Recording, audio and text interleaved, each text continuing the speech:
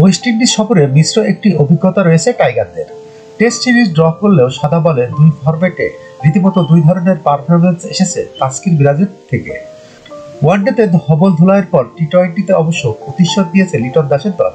Series শেষে এবার সংক্ষিপ্ততম ফরম্যাটের জন্য আইসিসি থেকে সুখবর পেল টাইগার স্পিনার শেখ মেহেদী হাসান ও স্প্রিট স্টার তাসকিন আহমেদ। বুধবার 25 ডিসেম্বর খেলোয়াড়দের র্যাঙ্কিং তালিকা হালনাগাদ করেছে আইসিসি।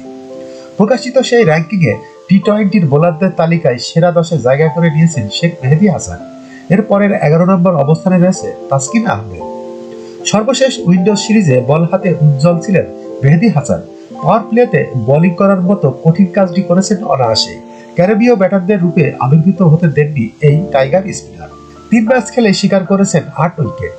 ওভার প্রতি দিয়েছেন মাত্র 5.75 রান। দুর্দান্ত এই বোলিংয়ে আন্তর্জাতিক ক্যারিয়ারের প্রথমবারের মতো সিরিজ সেরাও হয়েছেন তিনি। উইন্ডিজ সিরিজে ভালো বোলিংয়ের পুরস্কার পেয়েছেন তাসকিন আহমেদও। আগের অবস্থান থেকে 8 ধাপ এগিয়েছে এই স্প্রিট স্টার। যখনকার খবর তখনই দেখতে চোখ রাখুন সুন 24 টিভিতে। চ্যানেলটি সাবস্ক্রাইব করুন।